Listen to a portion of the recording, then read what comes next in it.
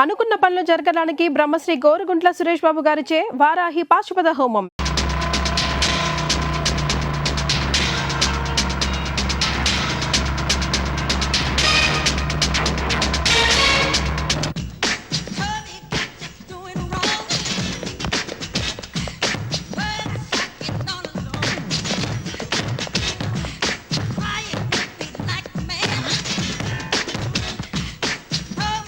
నాన్నా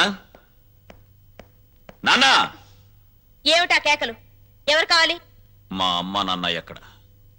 అక్కడ.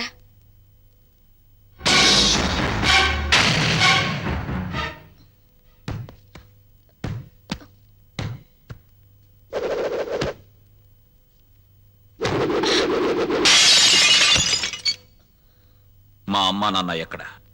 తెలీదు. రవి ఎక్కడ? తెలీదు.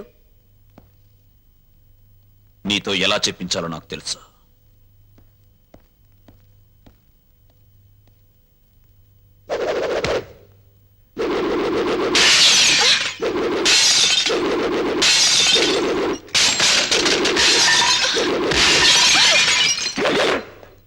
పొగరబోత్తాను నీకే కాదు, నాకు ఉంది. నేను ప్రాణంతో ఉండగా మీ అమ్మా నాన్న ఎక్కడున్నారో నేను చెప్పను.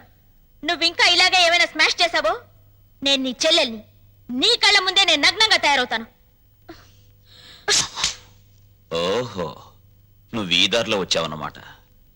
దీనికి తగ్గ ఆయుధం నా దగ్గరుంది.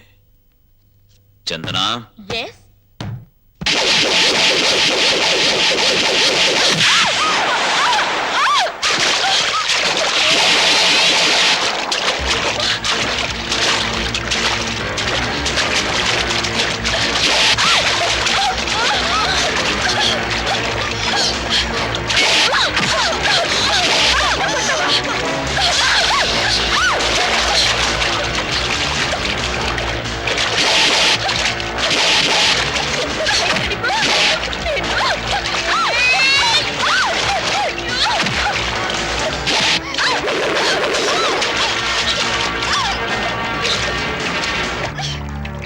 చూడు నీ జింగిల్ జింగిల్ జాని.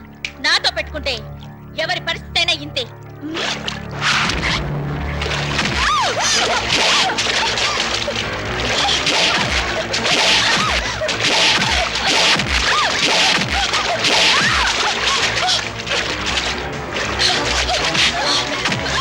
చెప్పు, చెప్పవే, చెప్పు. మా నాన్న కిడ్నీ ట్రబుల్. వాళ్ళ అమ్మ నాన్న కిడ్నీ ఇచ్చేందుకు హాస్పిటల్లో ఉంచు. ఏ హాస్పిటల్? రంగా. అమ్మా, నువ్విక్కడున్నావా? నాన్నగారేది? లోపలున్నారు. ఏం ఒంట్లో బాలేదా? అదేం కాదురా, పాపారావుకు 2 కిడ్నీలు పోయాయిట. ఎవరైనా కిడ్నీ ఇవ్వకపోతే బతకడు. అందుకే మీ నాన్నగారు కిడ్నీ ఇస్తున్నారు. ఏమ్మా, ఆ పాపారావు ఎంత దుర్మార్గుడో మీకు తెలుసు కదమ్మా. అలాంటి వాడికి కిడ్నీ ఇవ్వడం ఏంటమ్మా? నాన్నగారు బాగా ఆలోచించారా? బాగా ఆలోచించావురా. అంటే నీ ఆమోదముద్ర కూడా పడిపోయిందన్నమాట. అవునులే, భర్త అడుగుజాడల్లో నడిచే గుణవంతురాలమైన గొప్ప ఇల్లాలేవి కదా. ఆయన చేసే త్యాగాలకు సంతోషంగా తలూపి భర్తకు రాబోయే కీర్తికి పొంగిపోయి బయట కూర్చున్నావు. బాబు, మీ నాన్నగారిని సరిగ్గా నువ్వు అర్థం చేసుకోవడం లేదురా. నిజమేనమ్మా, నిజమే. అర్థం చేసుకోకే ఒకసారి చీపోరా అంటే బయటికి వెళ్ళిపోయాను. ఇప్పుడేమైనా అర్థం అవుతారేమో ఒకసారి ప్రయత్నిస్తాను. ఎక్కడా మహానుభావుడు? నువ్వెంతో గొప్పవాడిగా భావించి ఆయన దర్శన భాగ్యం చేసుకుని వస్తాను.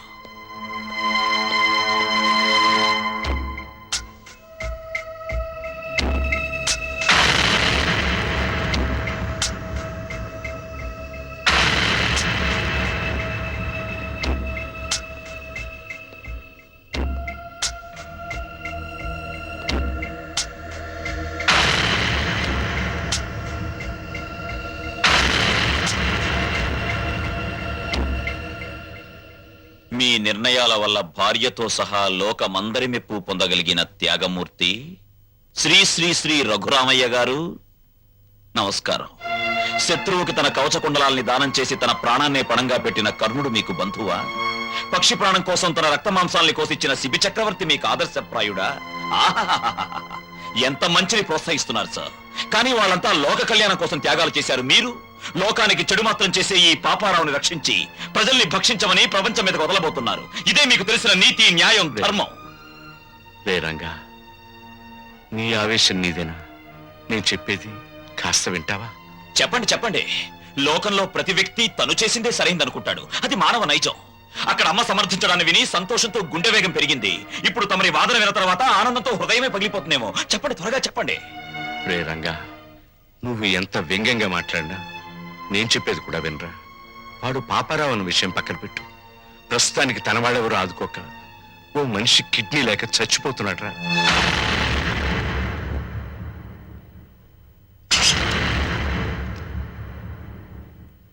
వీడు చాలా దుర్మార్గుడైన మనిషి నాన్న. నిన్ను కష్టాలు పాలు చేయడమే వీడి జీవిత ధ్యేయం. రంగా, ఏం చెబుతున్నావురా?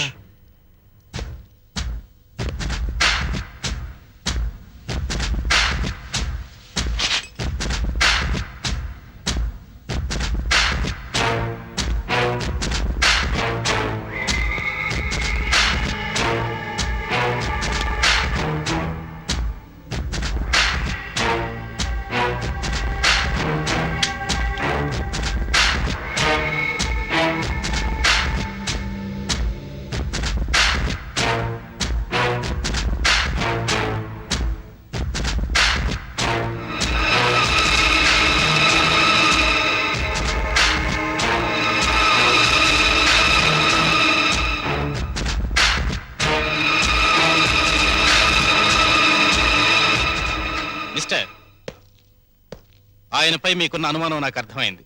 1 మినిట్.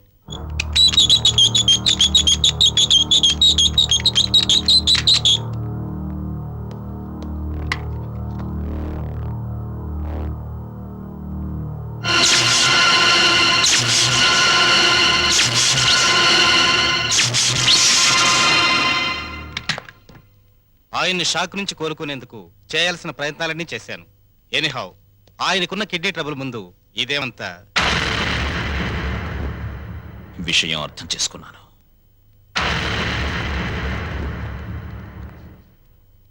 నాన్న, పాపారావు దీనాతి దీనమైన స్థితిలో ఉన్నాడు గనక మానవతా దృష్టితో అతనికి కిడ్నీ ఇవ్వడానికి సిద్ధమయ్యావని అర్థమైంది. ఆ అవకాశం నాకివ్వు. పాపారావుకి కిడ్నీ నేనిస్తాను. రంగా, నన్ను రక్షించడానికి ప్రయత్నిస్తున్నావు కదూ? అలా ఎందుకు అనుకోవాలి నాన్న? నీకన్నా నాలో వయస్సుంది. బ్రతకడానికి 2 కిడ్నీలు అక్కర్లేదు, అర కిడ్నీ చాలు అన్న ఆవేశం ఉంది. వీటన్నిటికీ మించి నీ పెంపకంలో నేర్చుకున్న నీతి, నిజాయితీ, కృతజ్ఞత, బాధ్యత నాలో ఉన్నాయి. ముఖ్యంగా నన్ను వంచిన వాడితో డీల్ చేసే అవకాశం వస్తుంది. అయితే పగ తీర్చుకునే ఆలోచనతో ఈ దానానికి సిద్ధపడుతున్నావు అన్నమాట. చచ, కౌరవులు పాండవులు అన్నదమ్ములు. వాళ్ల మధ్య యుద్ధం వచ్చేసరికి న్యాయ మార్గాన ఉన్న పాండవులు సైతం తమ తాత భీష్ముణ్ణి ఎలా చంపాలో, తమ గురువు ద్రోణుణ్ణి ఎలా జయించాలని ఆలోచించారు. నిజానికి ఇప్పుడు నా పరిస్థితి అంతే. ఆ యుద్ధంలో కత్తులు, కటార్లు, మంది, మార్బలం, కుట్ర, కుతంత్రాలు ఎన్నో ఉన్నాయి. కానీ ఈ యుద్ధంలో నెత్తురుండదు, చంపటాలుండవు. హృదయాలుంటాయి, నీతి నియమాలుంటాయి, బాంధవ్యాలుంటాయి. ఇవేమిటో తెలియని ఆ తండ్రికి కను విప్ప, కన్ను మూత అని తేల్చాల్సి ఉంటుంది. తేల్చేస్తాను.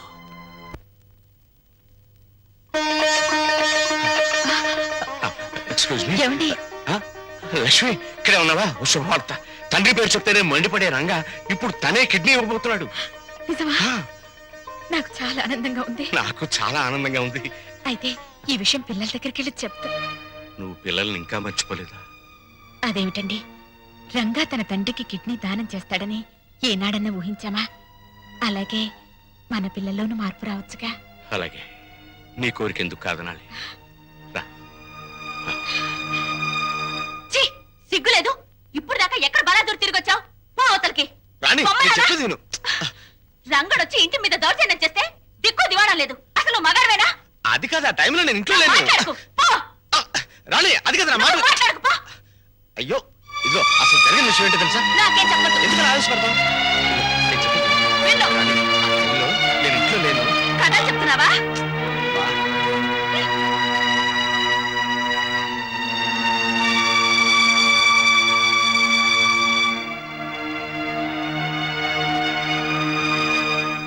వచ్చేసారు అత్తయ్య. మావయ్య నువ్వు బాగున్నావమ్మా? నేను బాగున్నాను. ఆ, ఏమండి ఎవరు వచ్చారో చూడండి. అత్తయ్య మావయ్య వచ్చారు. గౌరవనీయులైన నాన్నగారు, ప్రియమైన అమ్మగారు, పర్మనెంట్ గానే వెళ్ళిపోతున్నామని పెద్ద పౌరుషంగా వెళ్ళిపోయారు. ఎక్కడికి వెళ్ళినా టెంపరీ స్వాగతమే లభించిందన్నమాట. ఏమన్నా అంటే ఆత్మాభిమానం. అవునురా. అన్ని చచ్చినా ఆత్మాభిమానం మాత్రం చావలేదు. రా. పోండి. అత్తయ్య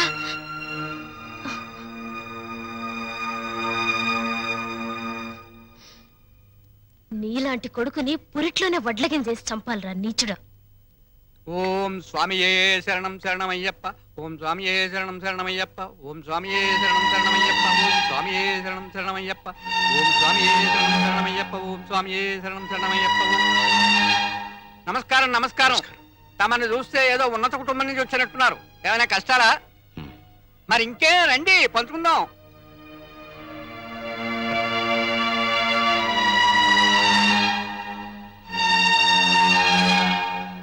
రఘురామయ్య గారు, మీరు చెప్పిన దాన్ని బట్టి మీ కొడుకులు ఒట్టి బుద్ధి లేని వాళ్ళు అని తేలిపోయింది. ఆస్తి మీ స్వాధీతం అంటున్నారు గనక మీరు రాసిన వీలునామా చెల్లదు అని ఒక్క నోటీస్ కొట్టండి. ఆస్తి మీ చేతికి వస్తుంది. దెబ్బకి వాళ్ళకి బుద్ధి వస్తుంది. వాళ్లకు బుద్ధి చెప్పాలని నేను రాసిన వీలునామాన్ని రద్దు చేసి నేను బుద్ధి తక్కువ పని చేయను.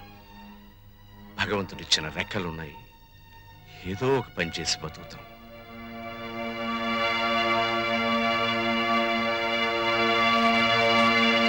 కొడుకులకు ఆస్తి పంచాల్సి వస్తే ఏ తండ్రైనా తన వాటా ఏమిటో ఖచ్చితంగా తెలుసుకోవాలమ్మా.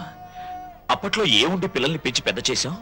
ఇప్పుడు ఆ మాత్రం మాకు మేము సంపాదించుకుని బతకలేమా అన్న ధీమా శుద్ధ తప్పు. ఒక వయసు వచ్చాక మనసులో ఆవేశం ఉంటుంది తప్ప పూర్వంలా కష్టపడే సత్తా ఒంట్లో ఉండదమ్మా.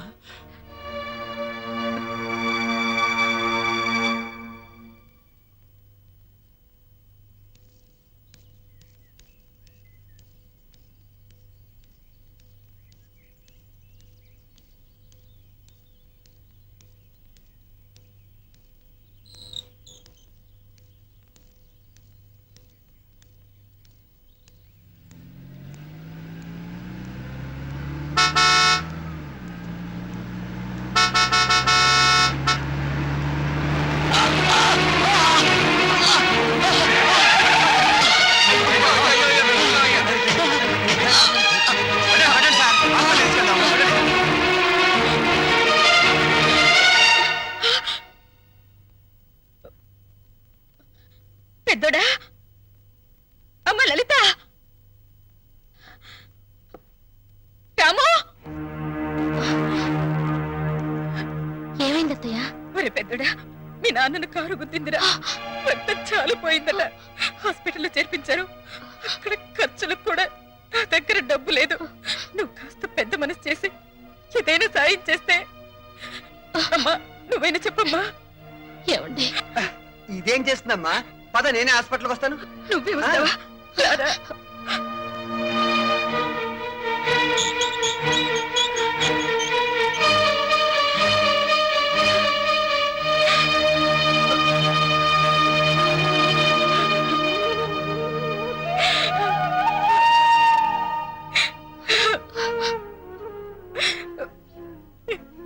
ఎలా బ్రతికిన ఆయన ఎలా అయిపోయారో చూసావా? కళ్ళు తెరిచి చూడండి. ఏమండి, ఏమండి, ఏమండి? డాక్టర్, ఆయనకేమి కాదు కదా? స్పృహ వచ్చేంత వరకు ఏమి చెప్పలేము. అయ్యో, అంతవరకు మీరు ఆయన డిస్టర్బ్ చేయకుండా ఉంటే బెటర్. అమ్మా,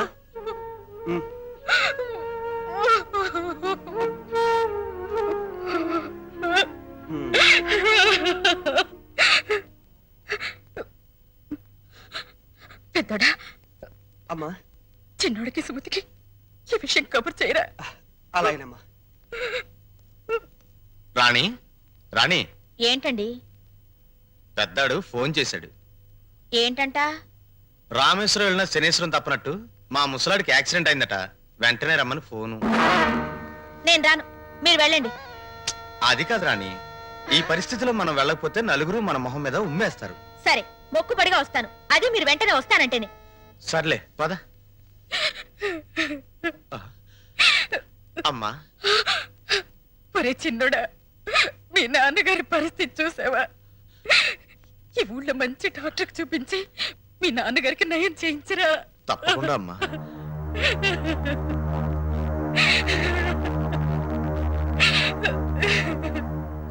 పెద్దోడా, డాక్టర్ గారు ఏమన్నారు? ఇది ప్రయోజనం లేని కేసు అన్నాడ్రా. అసలు ఏం జరిగిందిరా? నాన్న ఏదో ఆఫీస్కి ఉద్యోగం కోసం వెళ్ళాట, తిరిగి వస్తుంటే యాక్సిడెంట్ అయింది. ఉద్యోగానికా? ఉమ్. మన బతుకులు బజార్ పాలు చేయడానికి తప్పితే ఈ వయసులో ఆయనకు ఉద్యోగాలు ఎందుకురా?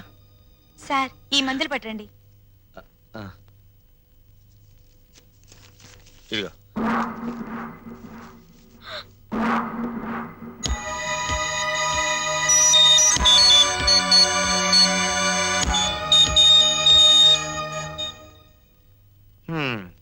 ఒరే పెద్దోడా, 4 రోజులుగా ఇంటికి కూడా వెళ్ళలేదు. నా పనులన్నీ ఆగిపోయాయి. నాన్నగారి దగ్గర నువ్వు ఉండు, అవసరమైతే కబురు చేయి, నేను వస్తాను. ఇలాంటి పరిస్థితుల్లో నువ్వు నన్ను ఒంటరిగా వదిలేసి వెళ్ళిపోతే ఎలారా? నువ్వు నా పక్కనుంటే నాకు కాస్త ధైర్యంగా ఉంటుంది. అది కాదురా పెద్దోడా, పాల డబ్బా ఫ్యాక్టరీలో బోల్డని పనులున్నాయి. ఒక్కరోజు నేను లేకపోతే ఎంత నష్టం వస్తుందో తెలుసా? ఈ మనిషి చావను చావడు, బతకను బతడు, మధ్యలో మనల్ని చంపుతున్నాడు. ఏమండి, డాక్టర్ గారు మిమ్మల్ని రమ్మంటున్నారు. నాన్న, రేయ్, ఏ మందులకో అయి ఉంటుంది. ఆ డబ్బుంటే రేపు ఆయన పోయాక దహన సంస్కారాలకైనా పనికొస్తుంది. మిస్టర్ రవి, మీ నాన్నగారి పరిస్థితి చూస్తుంటే ఆయన బతకడం చాలా కష్టం అనిపిస్తోంది. ఈ విషయం ముందే తెలుసుంటే పోయాక వచ్చిండేవాడిని. అనవసరంగా టైం వేస్ట్ చేసుకున్నాను. ఆయన ఇంకో 24 గంటల కంటే ఎక్కువ బతకరు. మీరు ఆయన ఇంటికి తీసుకెళ్ళటం మంచిది.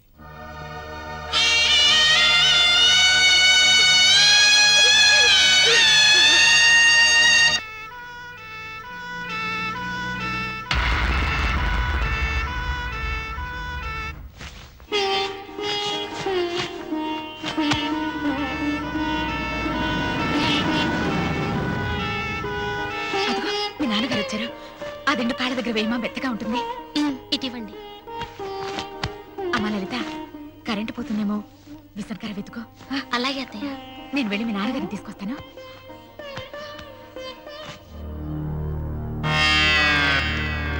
ఆగరా, పెద్దడా, ఆ, బయటే పడుకోబెడదాం.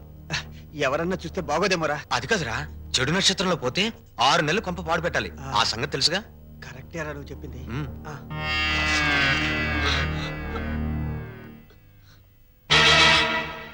ఒరేయ్, ఆయన కోసం లోపల పరుపు అన్ని సిద్ధం చేస్తే ఈ దరిద్రపు చాప మీద బయట పడుకోబెట్టారేమిట్రా?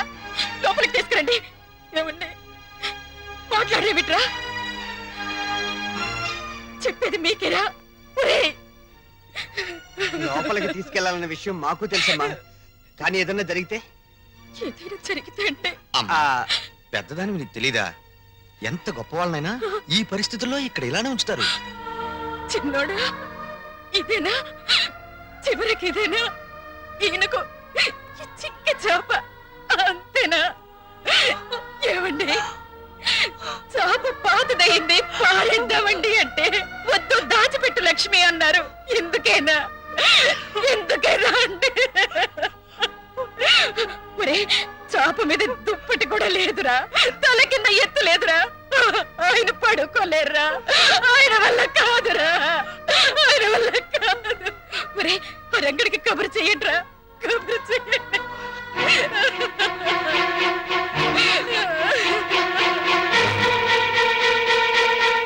నేను అర్జెంటుగా రంగాన్ని కలవాలి.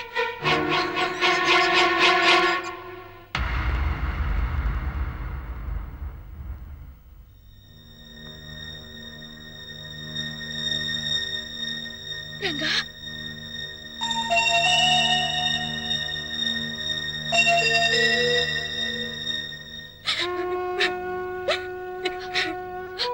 ఏమండి,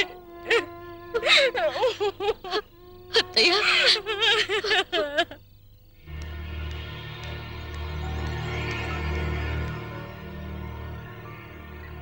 మనం ఇక్కడికి వచ్చి 10 రోజులైంది.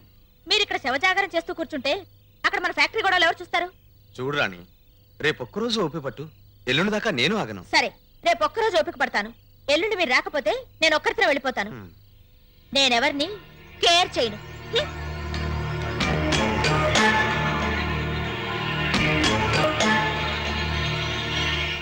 అన్నయ్య, ఆ, పాపం అమ్మ ఏడుస్తోంది. మన దగ్గరుంటే కాస్త ధైర్యంగా ఉంటుంది రా అన్నయ్య.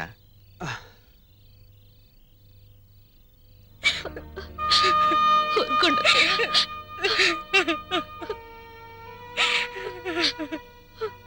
అమ్మా అలా తల దగ్గర కూర్చుని ఏడిస్తే నాన్నగారికి మంచిది కాదమ్మా. అలా ఏడవకమ్మా. ఇది శ్రావణ మాసం, అమ్మవారి గుళ్ళో పూజలు జరుగుతున్నాయి. నువ్వు కూడా వెళ్ళి పూజలు చేయమ్మా. ఆ దేవత నీ పసుపు కుంకాలు చల్లగా చూస్తుంది. ఈ స్థితిలో నేను వెళ్ళలేనురా. నా మాట కాదనకమ్మా. ఆ దేవుడు కన్న కొడుకుల్ని ఇచ్చినట్టే కట్టుకున్న భర్త ప్రాణం కూడా ఇస్తాడమ్మా. కావాలంటే వదిన్ని చెల్లిని తోడుగా తీసుకుని వెళ్ళమ్మా. నాన్నగారికి అన్నయ్య నేను తోడుగా ఉంటాం. వెళ్ళిరామ్మా. నా మాట విను ప్లీజ్. వెళ్ళిరా. చెల్లాయ్ వెళ్ళండి. నాన్నగారి ఆరోగ్యం కుదుటపడితే ఆ అమ్మవారికి వెండి కిరీటం చేయిస్తానని మొక్కుకోండి. నిజంగా ఒట్టమ్మా. ప్రమాణించి నాన్నగారు బాగుండాలే కానీ వెండి కిరీటం ఏంటమ్మా, బంగారు గాజులు కూడా చేయిస్తాను.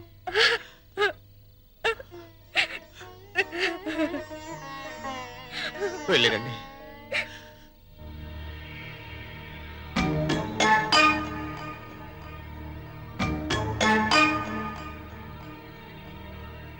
చిన్నాడా ఏంటి కదా, మీ ఆవిడ దగ్గరేమో ఒకరోజు టైం అడిగావు. నాన్న యోగక్షేమాలని చెప్పి అమ్మని గుడికి పంపించావు. వాళ్ళు అలా వెళ్ళగానే ఈయన ముక్కు దగ్గర ఏలు పెట్టి ఉన్నాడా ఊడిపోయాడా అని టెస్ట్ చేస్తున్నావు. ఏంటోరా, ఈ ఇంట్లో మా ఆవిడ, ఈదిలో నువ్వు, ఈ జన్మకు నాకు అర్థం కారు. నీకు అర్థం అవ్వాలి అంతేగా. నేను అర్థమయ్యేటట్టు చెప్తాను. నాతో రా. రారా.